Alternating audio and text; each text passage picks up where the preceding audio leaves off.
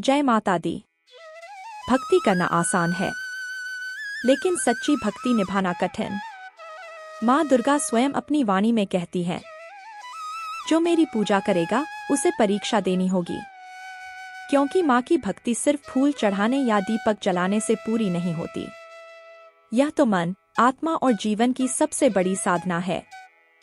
आज के इस वीडियो में हम समझेंगे क्यों माँ अपने भक्तों की परीक्षा लेती हैं, कठिन समय को कैसे पार करें, और माँ दुर्गा के अनमोल विचार कोट्स जो हमें भक्ति का असली अर्थ सिखाते हैं। हर भक्त सोचता है, मैं माँ की पूजा करता हूँ, फिर भी कठिनाई क्यों आती है। असल में यही कठिनाई माँ की ओर से दी गई परीक्षा होती है। जैसे सोने को तपाकर शुद्ध किया जाता है, वैसे ही भक्त को परखकर माँ उसे दिव्य शक्ति देती है। माँ चाहती है कि उनका भक्त सिर्फ सुख में ही नहीं, बल्कि दुख में भी माँ का नाम ले और आस्था बनाए रखे।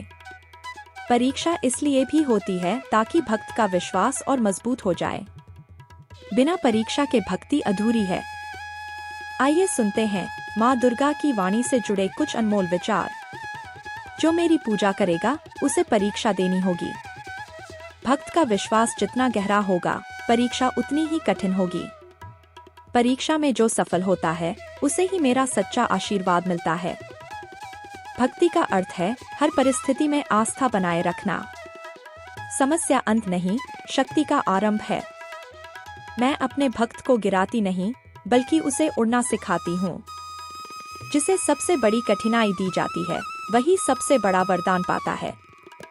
ये विचार हमें यह समझाते हैं कि कठिनाई असल में वरदान है, क्योंकि उसी से हमारी भक्ति सच्ची बनती है। इतिहास गवाह है कि माँ दुर्गा के भक्तों ने हमेशा कठिन परीक्षा दी। देवी और महिषासुर की कथा। देवताओं की परीक्षा तब हुई जब महिषासुर ने तीनों लोकों में आतंक फैलाया। देवताओं ने माँ दुर्गा को पुकारा और कठिन संघर्ष के बाद माँ ने महिषासुर का वध किया। यानी विजय तभी मिली जब कठिन परीक्षा पूरी हुई। भक्त प्रहलाद की कहानी। भले ही प्रहलाद ने विष्णु भक्ति की, लेकिन माँ शक्ति ही उन्हें हर यातना में सहारा देती रही। आग, जहर, कैद, हर कठिनाई परीक्षा थी, और आखिरकार उनका विश्वास ही उनकी जीत बना। साधकों की कथा। कई साधक वर्षों तक कठिन तपस्या करते हैं। भूख, प्यास, ठंड और तपन सब सहते हैं। यही उनकी परीक्षा होती है जिससे वे दिव्यता को प्राप्त करते हैं। माँ दुर्गा हमें सिखाती है कि कठिनाई को सहना ही भक्ति का मार्ग है। यदि आप माँ की परीक्षा में सफल होना चाहते हैं तो धैर्य रखें, माँ के नाम का जाप करें, दुम दुर्गाय नमः। सकारात्मक रहें, चाहे परिस्थिति कितनी भी कठिन क्यों न हो। याद रखें कि कठिनाई स्थायी नहीं, लेकिन माँ का आशीर्वाद स्थायी है। भक्ति की असली पहचान यही है कि इंसान सुख दुख दोनों में माँ को न भूले। तो मित्रों, माँ दुर्गा की वाणी हमें यही सिखाती है। भक्ति का मार्ग आसान नहीं है, परीक्षा देनी होगी, लेकिन वही परीक्षा भक्त को महान बनाती है।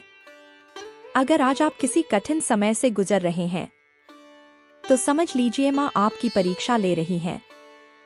और अगर आप आस्था और विश्वास से टिके रहे, तो निश्चित ही माँ आपको वरदान देंगी।